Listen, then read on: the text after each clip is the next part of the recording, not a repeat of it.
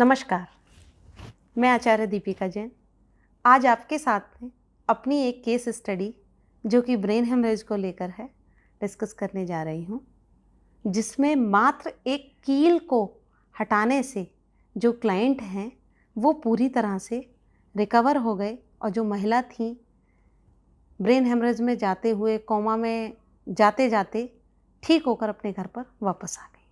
आज मैं उसके बारे में आपसे डिस्कस करने जा रही हूँ। मेरे ही एक क्लाइंट हैं जिनकी माताजी अचानक से घर में गिर गई और गिरने के बाद में उनकी स्थिति इतनी ज़्यादा ख़राब हो गई कि उनको डॉक्टर पे लेके गए। मल्टी स्पेशलिटी जो हॉस्पिटल हैं अपने क्षेत्र के सबसे अच्छे, उसमें लेके गए। वहाँ भी वो रिकवर नहीं कर पाई और डॉक्टर ने उनको आगे दिल्ली के लिए रेफ़र कर दिया। जब उन्हें दिल्ली के लिए रेफ़र किया और दिल्ली में उनका ट्रीटमेंट चल रहा था, तो ट्रीटमेंट चलते में जब डॉक्टर ने देखा, उनके सीटी स्कैन्स किए गए, तो सीटी स्कैन्स में क्या पाया कि उनके जो सर में एक ब्लड का क्लॉट बन गया है और वो जो क्लॉट है उसमें ब्लड धीरे धीरे रिस के आ रहा है और वो जमा हो रहा है, वो ठीक नहीं हो पा रहा। और डॉक्टर ने कहा कि आने वाले हो सकता है कि 1 हफ्ते में ही जो माताजी हैं कोमा में चली जाएं। इस बात से घबराकर उनका जो फ़ोन है मेरे पास में आया कि मैम एक बार आप चेक कर लीजिए, हो सकता है कोई वास्तु का उपाय या कोई भी ज्योतिष का उपाय देख के शायद माताजी ठीक हो जाएं, कोई मंत्र करवाना हो, कुछ भी कराना हो तो आप मुझे एक बार बता दीजिए। मैंने जैसे ही उनकी बातें सुनी, बातें सुनते ही सीधे उनसे पूछा कि क्या आपने अपने घर की बालकनी में कोई कील लगाई है? कुछ वहाँ काम कराया है क्या? तो बोले आपको कैसे पता? अभी हमने वहाँ पे एक नया टैप का पॉइंट बनवाया है और वहाँ पर उसको रोकने के लिए एक दीवार में कील भी लग रही है। तो मैंने कहा अच्छा। मैंने कहा वो जो टैप का पॉइंट है, वो पॉइंट ठीक से काम भी नहीं कर रहा है क्या? कि वहाँ पे कुछ पानी रिसता रहता है उसमें से? बोले बिल्कुल आप सही कह रही हैं, उसमें से पानी भी हल्का-हल्का रिस रहा है, वो ठीक नहीं चल रहा है।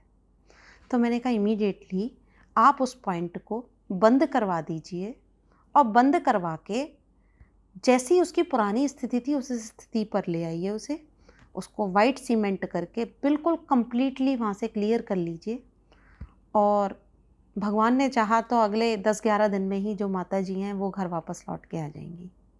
लगभग शायद उनकी बात जो मेरे से हुई रही थी वो 14 तारीख को हो रही थी और मैंने कहा 24-25 तक माताजी ठीक होकर आ जानी चाहिए।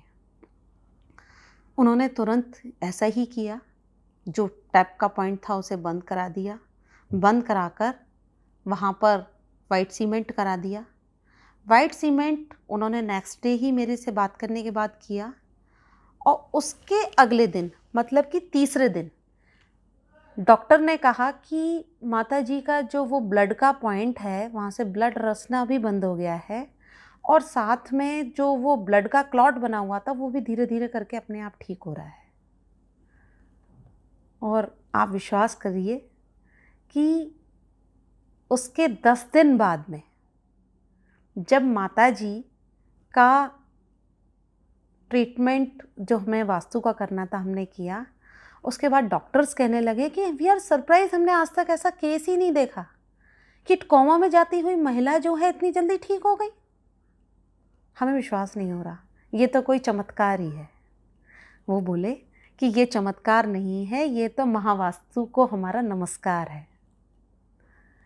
जी, तो इस तरह के जो ट्रीटमेंट्स हैं हम महावास्तु में करते हैं। ये क्या था, ये एक मर्मा के हमारे कुछ पॉइंट्स होते हैं जो वास्तु में हम लोग देखते हैं।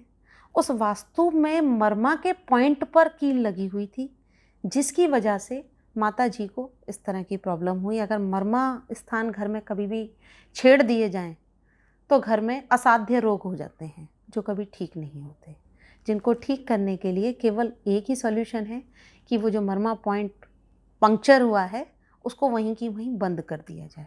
तो वही ट्रीटमेंट मैंने जो है अपने क्लाइंट को दिया और आज माताजी बिल्कुल स्वस्थ हैं और बहुत अच्छी हैं, और उन्होंने जैसा मैंने उनसे कहा और सही 10 दिन बाद में वो अपनी बहुओं को शरद पूर्णिमा के दिन खीर कैसे बनाई जाती है वो सिखा रही थी। तो आज के लिए सिर्फ इतना ही। अगली नई केस स्टडी के साथ मैं आपको फिर से मिलती रहूँगी। नमस्कार।